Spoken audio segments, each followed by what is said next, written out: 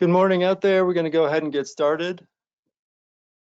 My name's Cody Mosier. I'm a hydrologist at the Colorado River Basin Forecast Center. And thanks for joining us. This is our January 2023 Colorado River Basin water supply briefing.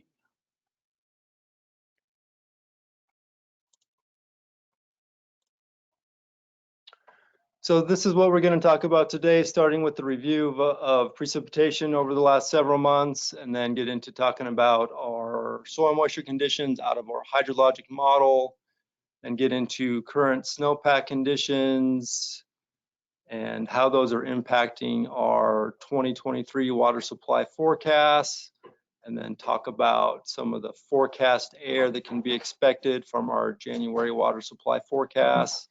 Talk about upcoming weather over the next couple weeks, and then we'll open it up for some questions. So I believe everybody on the webinar is muted right now.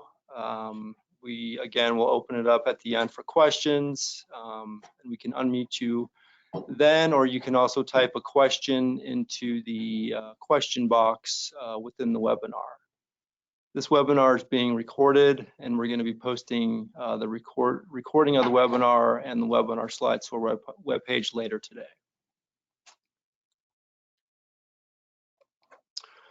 Just a quick review here of the Southwest monsoon season precipitation. So the monsoon started up in June, and as you can see there, the image on the left, this is our monthly precipitation for back in June of 2022.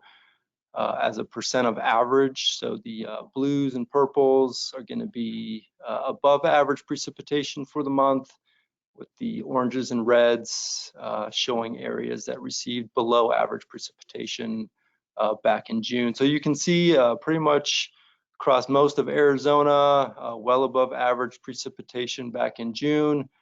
And then the image on the right there, this is showing the precipitation departures from average in inches for the 3-month period, July, August, September of 2022, covering most of the monsoon season. But again, it did start up in June, and you can see there, focusing in on Arizona on the image on the right there. Some areas of above normal precipitation, especially down in southeast Arizona.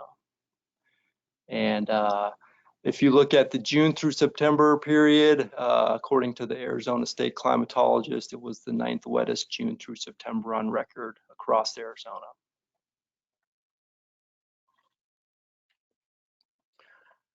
Now jumping into October, November, December precipitation. So water year starts in October, shown on the left there. So moisture following the typical monsoon season, which ends in September. Precipitation continued over the southern and eastern portion of our forecast area during the first half of October.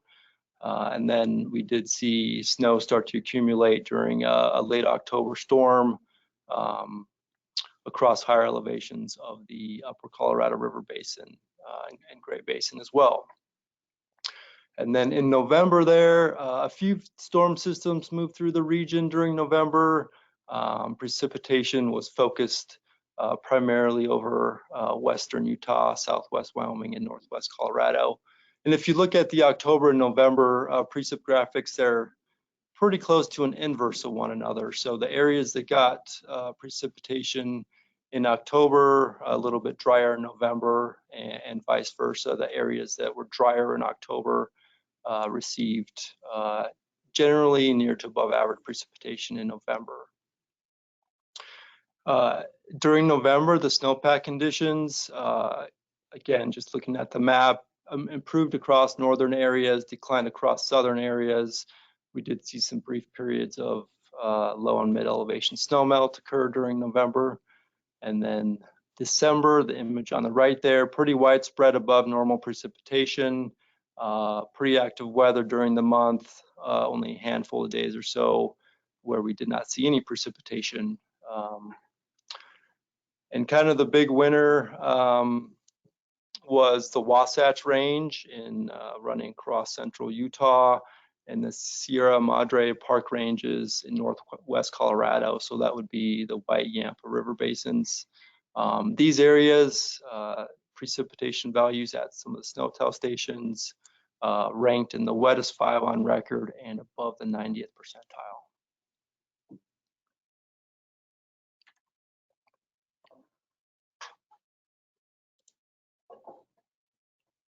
Now looking at water year 2023 precipitation as a whole, so the first 3 months, October, November, December, this can be used as a good indicator of early season water supply conditions, with the map there in the middle showing the 3-month October through December percent of average precipitation, mostly near to above normal water year precipitation there. And the summary table on the right, this is a table that shows by certain areas the monthly precipitation and then the October through December precipitation. And this is again as a percent of the 1991 through 2020 average. A lot of numbers here, not going to get into all of them, but again you can see kind of the northern areas got off to a little bit slower start in October, with some of the southern areas benefiting from that early October precipitation. And then again, the precipitation kind of inversed in November, with the northern areas catching back up, and then pretty widespread above normal precipitation in December everywhere. Again, water year, October, November, December, precipitation near to above average across most of the region.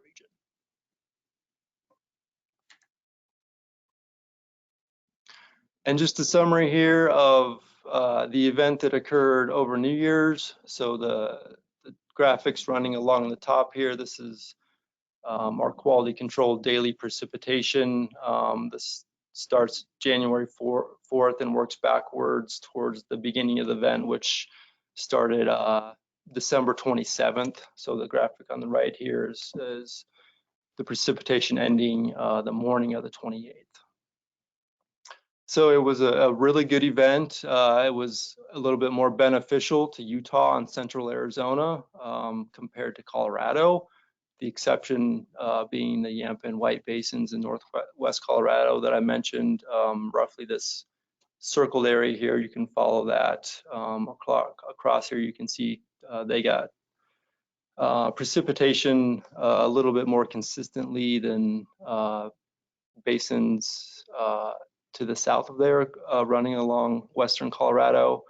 We did see snow across higher elevations and a rain snow mix across lower elevations.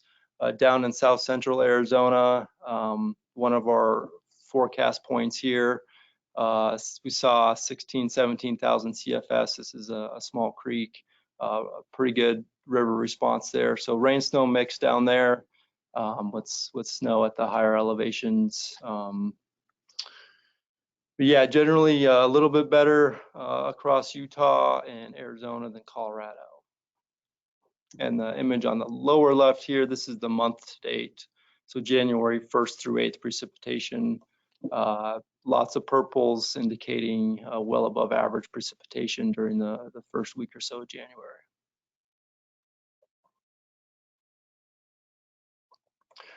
Now taking a look at our hydrologic model soil moisture conditions heading into the season. So the map on the left here showing our model soil moisture conditions, and this is from the lower soil zone from our hydrologic model. So this is a result of past hydrologic conditions, including but not limited to the runoff from previous years, summer, fall precipitation. Those are the primary drivers. It's more of a longer term, slower responding base flow indicators, what we're showing here. So we do adjust this every fall if we need to, preferably during a dry period. And this is after the irrigation season ends, typically around late October, November 1st.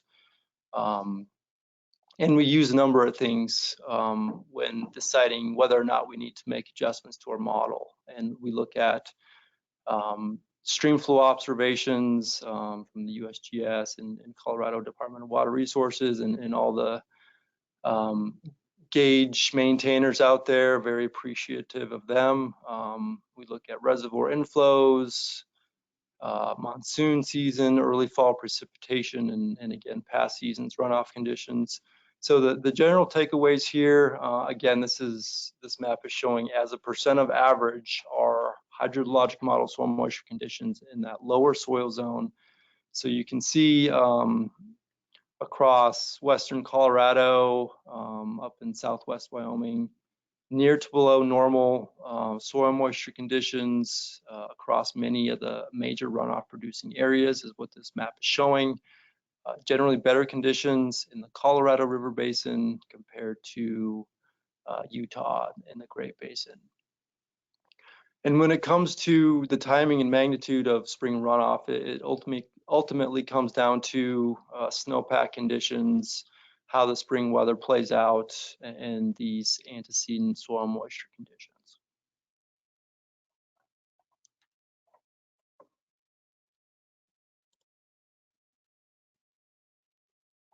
Another slide here looking at our fall model soil moisture conditions. So here we're comparing the fall of 2021 on the left with the fall of this year in the middle, and then the difference map on the right. So you can see across Utah and the upper green, these oranges indicate a little bit worse conditions from a hydrologic model soil condition standpoint there, and then across western Colorado, these grays plus minus 10%, so not a lot of change in some of these areas, but kind of these lower lying elevation areas got a little bit more precip, as well as far southwest Colorado. So the San Juan, Dolores sitting a little bit better than they were last year, but pretty similar across much of northwest Colorado when it comes to our hydrologic model soil moisture conditions.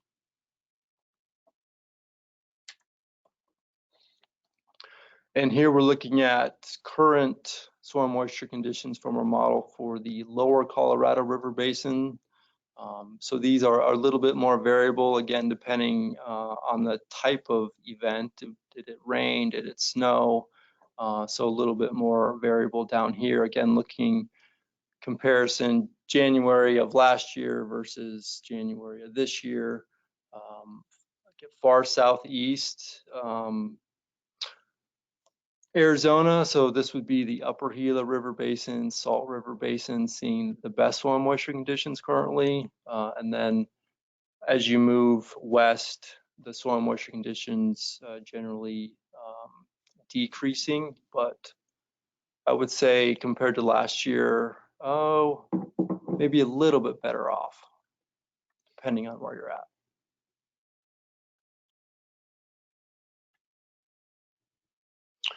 Okay, now right into snowpack conditions. So we got a figure on the left. This is showing the snow water equivalent conditions as of yesterday. So showing a couple different data sources here. So all the squares here, these are NRCS SNOTEL stations where they observe snow water equivalent, basically snow water equivalent amount of water in the snowpack. And then the significant areas are these filled in shaded areas from our hydrologic model. So good agreement there, not too surprising given we use a lot of these SNOTEL stations to drive our hydrologic model. And then the table in the middle, this is showing the snow water equivalent conditions from our hydrologic model in those significant runoff areas. And these numbers are a percent of the 1991 through 2020 median. So you can see where conditions were, again, broken down by upper Colorado River Basin and some sub areas within the upper Colorado River Basin, and then the lower Colorado River Basin, and we have some Great Basin numbers there on the bottom. So above Lake Powell, start there. Currently sitting above normal, about 134% of that historical median. The Green River Basin, again, sitting above normal with a little bit better conditions again in that Yampa white area. And you can see since January 1st, some of that precipitation from that New Year's event spilled over into January, and you can see where that precipitation, where that snow was focused, just comparing the January 1 and January 8 numbers. But the general takeaway here, early January sweet conditions near to above normal across the entire upper Colorado River Basin.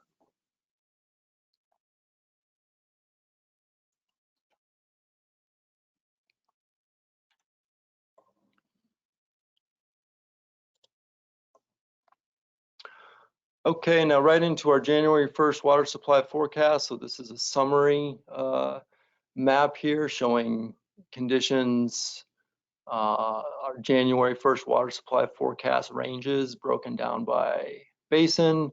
So a lot of different shades of green here, generally 85 to about 150%, depending on where you're at. Again, a little bit better conditions, forecast conditions in the white Yampa, and then forecasts as a percent of average, generally a decrease as you move south across western Colorado. With our Lake Powell forecasts coming in at 105% of average. And that Lake Powell number, it summarizes the hydro conditions throughout the entire upper Colorado River Basin. These forecasts, these are April through July volume forecasts, and these are unregulated water supply forecasts. And we'll get into these in more detail by basin in the upcoming slides.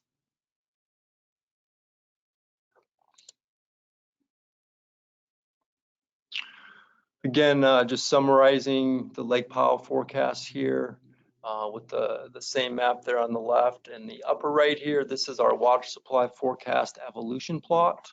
Spend a little bit of time going over that. So we do run our model every day, and we post the output to our webpage after the model run. And you can see we started doing that about mid-December.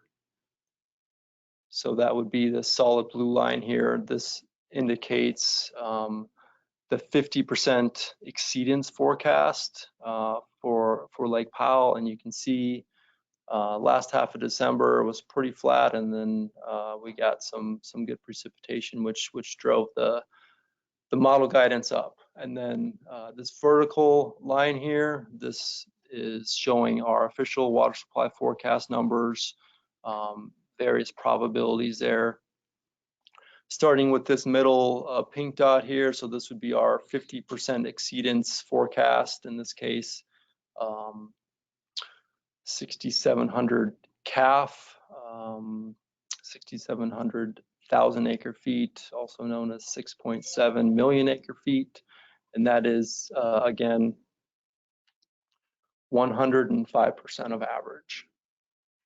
And these are probabilistic forecasts, so we provide various numbers. So this top pink circle up here, for example, this would be a wetter scenario, a wetter future weather scenario. So this would be the volume that has a 10% chance of being exceeded. In this case, it's like about 11.5 million acre feet. And the bottom dot here, this would be a drier future weather scenario. So this would be the volume that has a 90% chance of occurring, 4.4 million acre feet. And we have some numbers here comparing the current forecast to what actually happened last year. So current forecast, 105% of average. And what happened last year, again, April through July forecast period, only saw about 3.75 million acre feet, which was just 59% of average. And then this graphic on the lower right here, this is a graphic showing snow water equivalent conditions above Lake Powell at NRCS SNOTEL stations. This particular example includes 17 SNOTEL stations. And the three different traces here, so the magenta trace is that 1991 through 2020 median or normal snowpack accumulation and melt trace, with the green trace being what happened last year, and the blue trace is what is happening this year. So you can see this was a screenshot grabbed back on Friday, so a few days ago, but very similar snowpack conditions above Lake Powell at these particular stations this year and last year.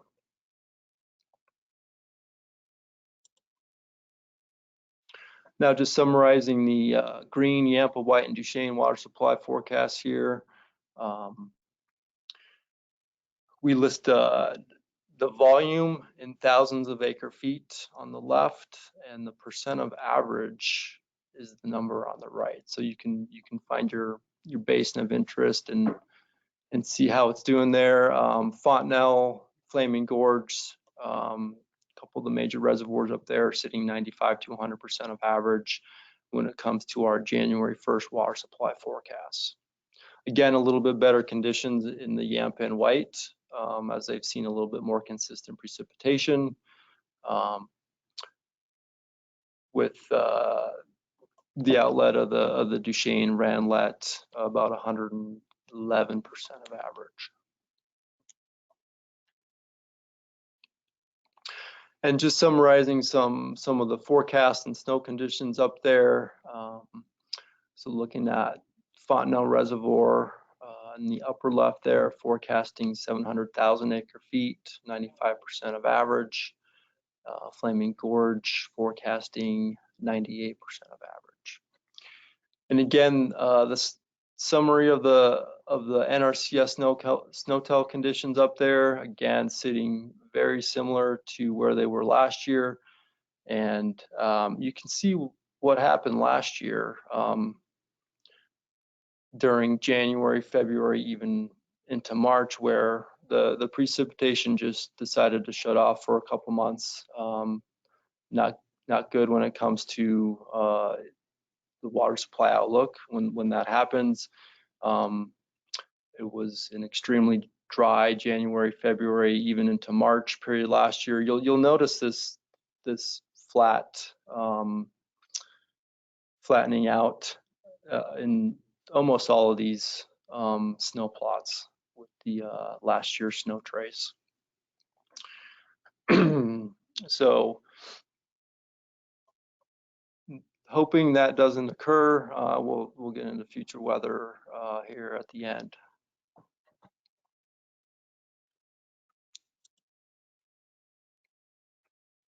Here looking at some evolution plots and snow conditions in the Yampa and Duchesne Basin. Yampa at Deer Lodge Park, about 130% of average up there, above normal, a little bit better snowpack conditions. And again, you can see since January 1st, they did get some extra precipitation up there, and that has driven our ESP model guidance up a little bit further than where it was at the beginning of January. Duchesne, again, kind of touched on this earlier, about 110% of average. Very similar sweet conditions, 172% at these particular SNOTEL stations, and currently about 75% of the typical peak that occurs.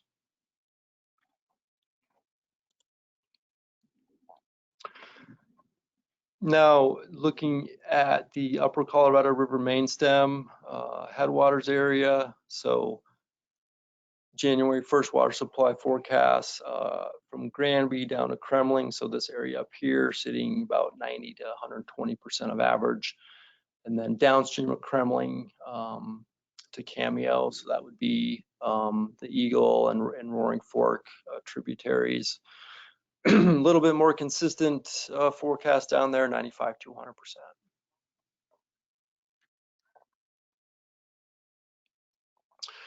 Talking a little bit about snow conditions up in that area. So the graphic on the right here, this is showing our model snow water equivalent conditions as a percent of median.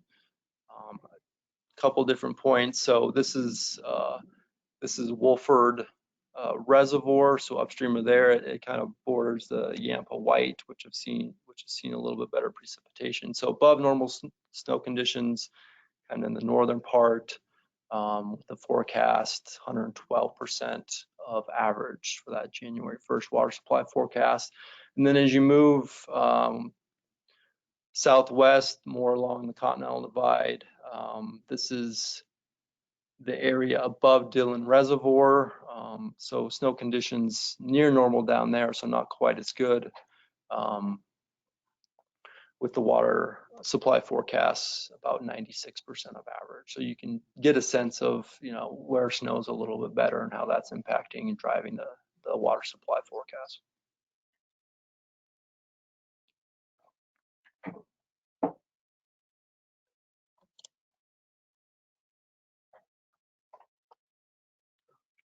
Now looking at the Gunnison and Dolores River basins, January 1st water supply forecast in the Gunnison ranging 90 to 110% of average and 105% of average in the Dolores River Basin. We'll talk a little bit more about these here. And first the San Juan forecasts range between 85 and 100% of average down to the San Juan River Basin. And here we go, looking at Blue Mesa Reservoir in the Gunnison in the upper left, with forecasts 605,000 acre feet or 95% of average. You can see it's been pretty very dry down there the last 3 seasons, coming in below 70%.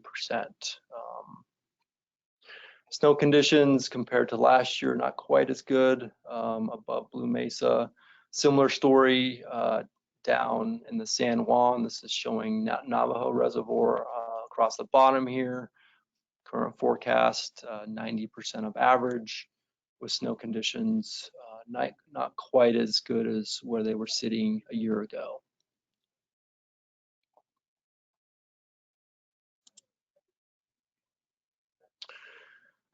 Now looking at the Virgin River Basin, this basin is in southwest Colorado. We just have a couple of water supply forecasts down here.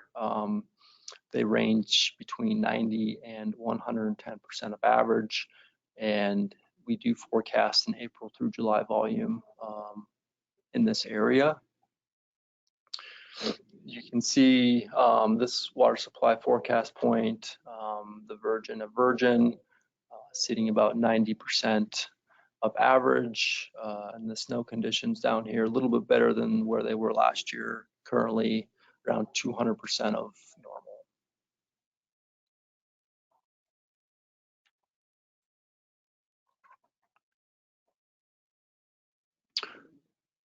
This slide is summarizing our water supply forecasts across kind of south central, southeastern Arizona.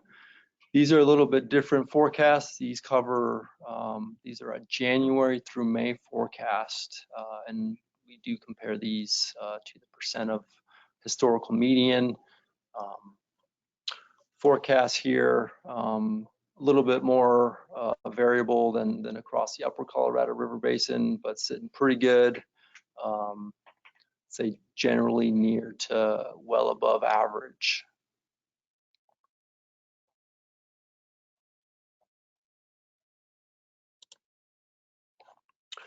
And taking a little bit more detailed look at a few of these, starting in the Verde across the top. This is inflow into Horseshoe Dam. Forecast there, 160,000 acre feet. This one here is just about 60% of average. These forecasts here do take into account the ENSO status. So because we will get into this a little bit later, but we are in a La Nina phase of ENSO. Typically means a little bit drier winter weather down across Arizona. Snow conditions in the Verde for this particular set of snow tell stations, right around that seasonal peak, which typically occurs around March 1st, and we're there a couple months early. So we'll see if that can keep accumulating down there. The Salt River Basin across the bottom here, Roosevelt Reservoir. Again, this is a January through May forecast period, and on our evolution plots, we do start showing the observed accumulated volume at the beginning of the forecast period. And again, we did see some pretty good rain down there, driving flows up, and we've already at this particular location seen about 53,000 acre feet of observed flow down there.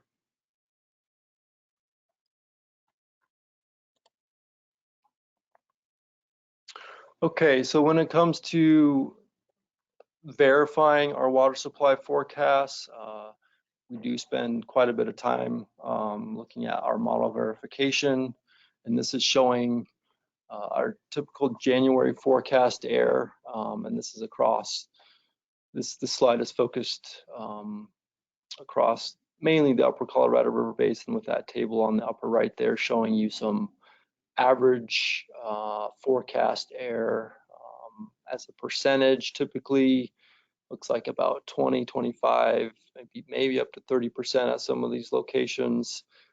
Again, it's only January. There's a lot of season left. The primary source of our water supply forecast uncertainty in air at this point is unknown future weather that hasn't occurred yet. Our forecast air tends to decrease as we move through the winter into the spring, and we typically do better at headwater locations that are primarily driven by snow melt, that are well gauged, that we know what's going on when it comes to the diversions and demands down there. Don't quite forecast as well at lower elevation basins that can see more rain, and where we don't know as much about some of the water management that's happening.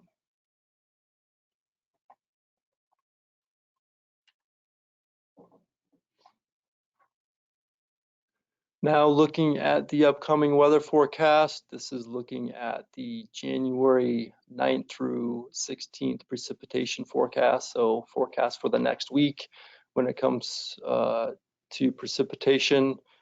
So a couple systems expected to impact the area. The first one occurring basically next few days, and that's associated with an atmospheric river that's impacting California right now. It will move into Utah, Colorado, and then in the next couple days, with up to a ½ inch for lower elevations and up to an inch of precipitation for some of that higher terrain across Colorado. And then we're gonna see another system bring precipitation to the region towards the end of this weekend. Currently, the weather model ensembles kind of split on how that's gonna play out, currently favoring Arizona a little bit more than southern Utah and Colorado, but there's a possibility that this could shift northwards. So we'll have to see how that plays out.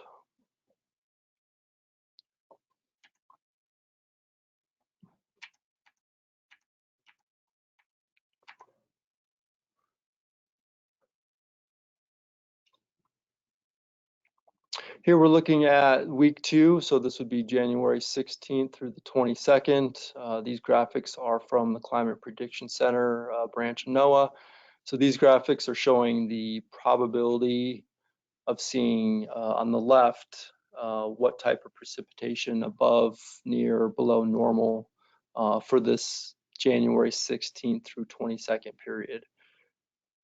So their forecast is calling for elevated odds of above average precipitation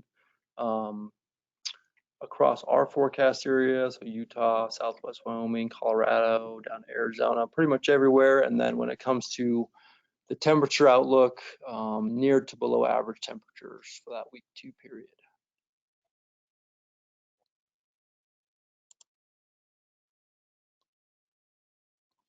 Mentioned this a little bit earlier, but a little more detail on the El Nino Southern Oscillation status. So currently in a La Nina phase, and that's expected to continue into the winter. And what does La Nina mean when it comes to winter weather? It means usually increased chances of drier winter weather across the lower Colorado River Basin. Elsewhere, much weaker signal or correlation with winter weather and La Nina across the upper Colorado River Basin. And you can see typical La Nina winters here, again, drier across Arizona, middle area here, not a strong correlation with La Ninas. And some of the graphics on the right here, you can see all the models that go into trying to predict or forecast the ENSO phase. So you can see all of them trending higher towards neutral, even some as you get out here, looks like a little bit higher chance of going into an El Nino phase come spring, summer.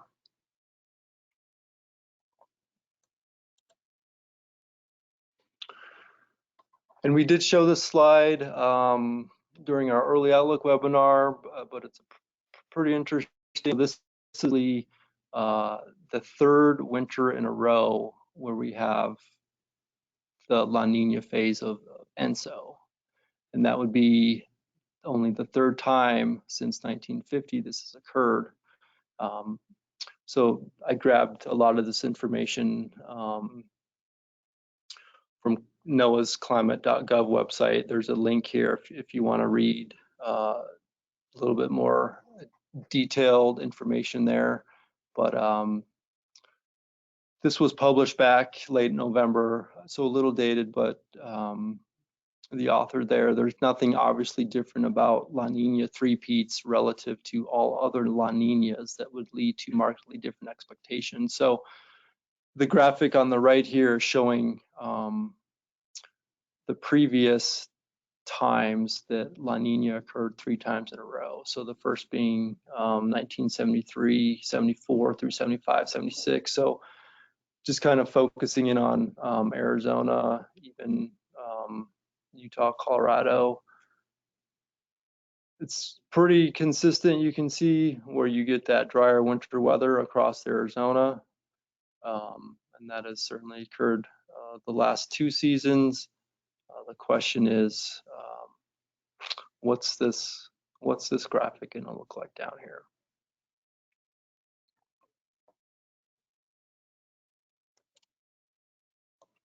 Okay, so just to summarize here, our model soil moisture conditions near to below normal across many of the major runoff producing areas across the upper Colorado River Basin and across the lower Colorado River Basin. More variable soil moisture conditions, pretty good, sitting pretty good southeast Arizona, especially the upper Gila and the Salt. And then some of this recent precipitation has improved soil moisture conditions with some of that rainfall runoff occurring. And then current sweet conditions sitting pretty good right now, pretty similar to last year, mostly above normal across the Colorado River Basin, with the upper Colorado generally sitting 105 to 190% of normal, and the lower Colorado 90 to 230% of normal.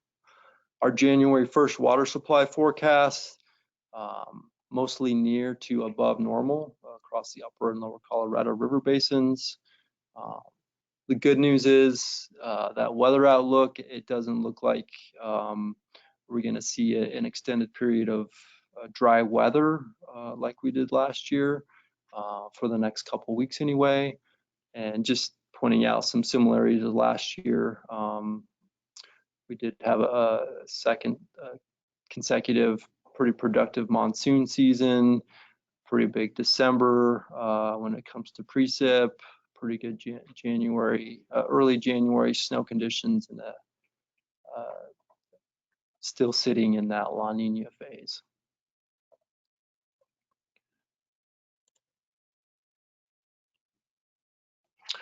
Okay, that's kind of the bulk of our webinar when it comes to conditions. Just a few more slides here.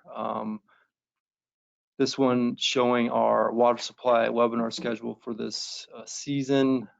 Looks like our next Colorado River Basin webinar will be Tuesday, February 7th, 10 a.m. And we do put on a Utah Great Basin water supply webinar on the same day as our Colorado River Basin webinars. Those occur at 11:30 if you're interested in tuning in and finding out how conditions are sitting across Utah. We do put on a peak flow forecast webinar mid-March, March 20th for this year. All of this information is on our webpage.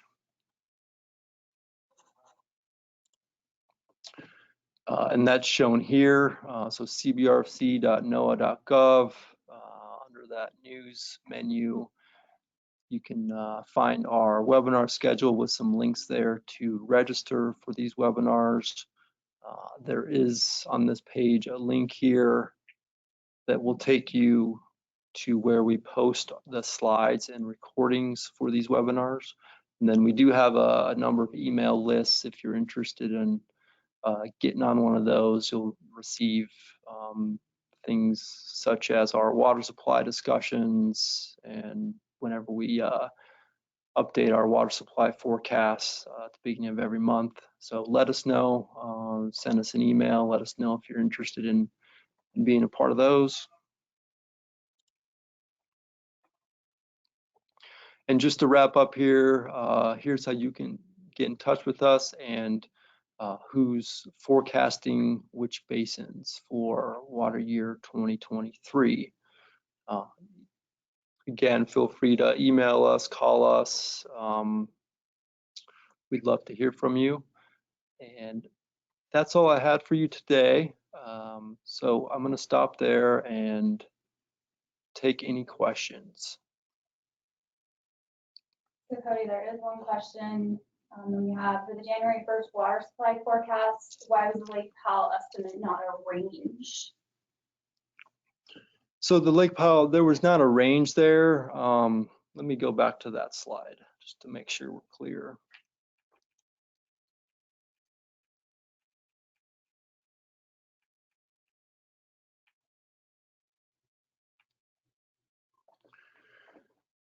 So there's not a range listed here because it's just a single forecast point. It's our Lake Powell forecast. Whereas some of these other ones, there are multiple forecast points.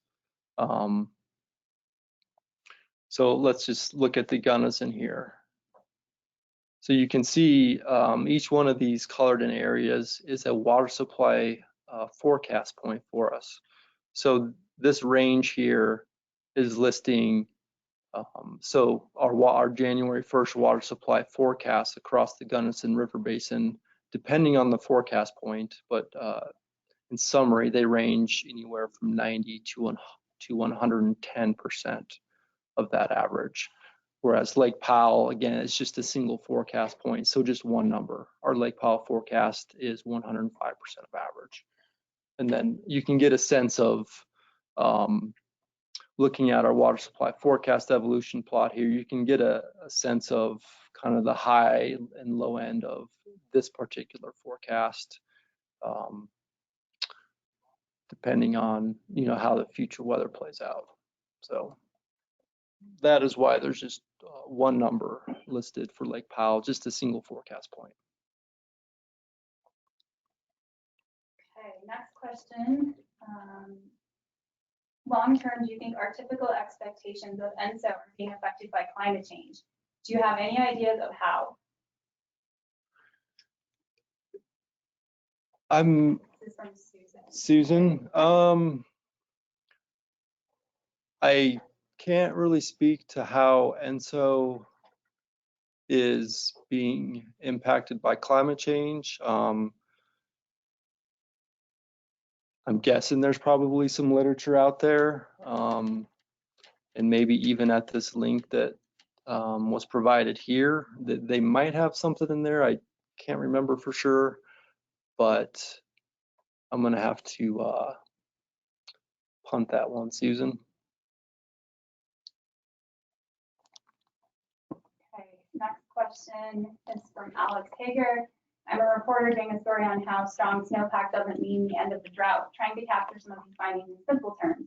Can we form any serious conclusions about how much water will be added to the Colorado River system this year, or is it still too early to tell? Well, I think it's still too early to tell. And I think last year is a really good example of why that is. On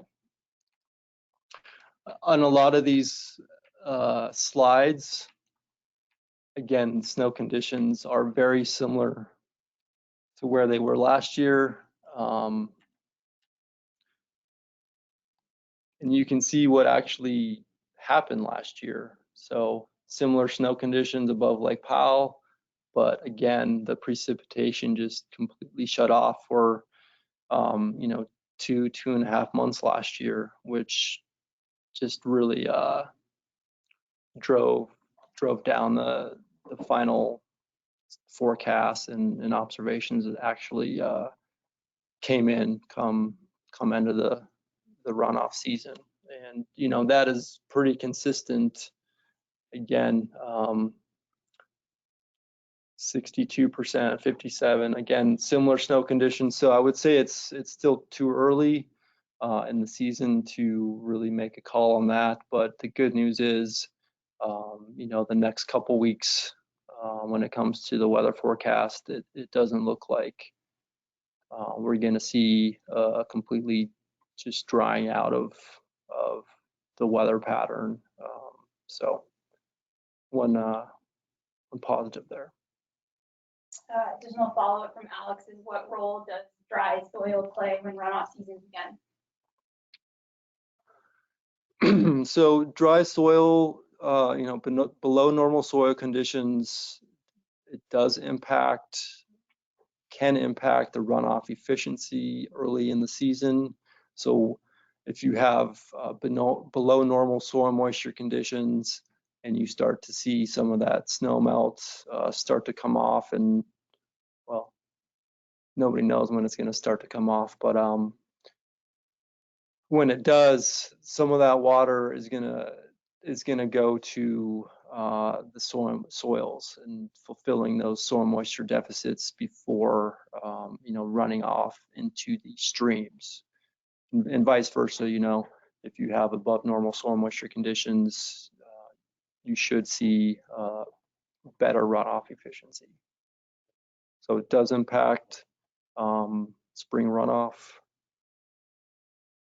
Yeah, and yeah.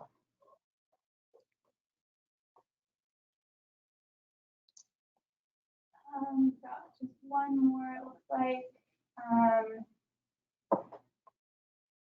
Do you know which agency is in charge of water supply forecast at Lake Mead?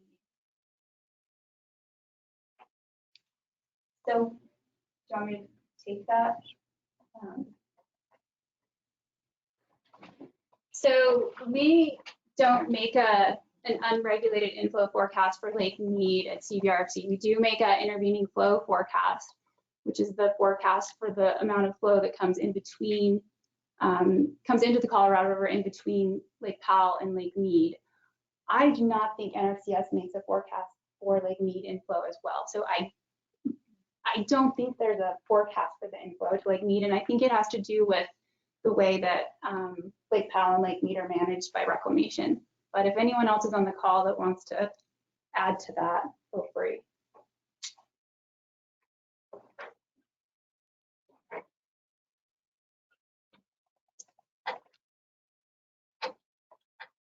I don't see any other questions, Cody. Okay, we'll stick around for a little bit longer if there's any lingering questions out there.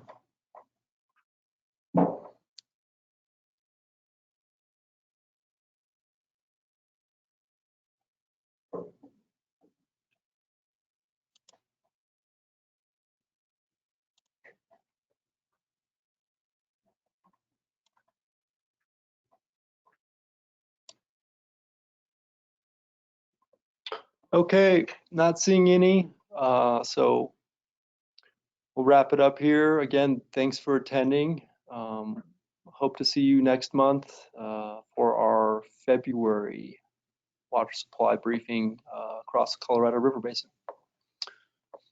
Thanks for attending and have a good week.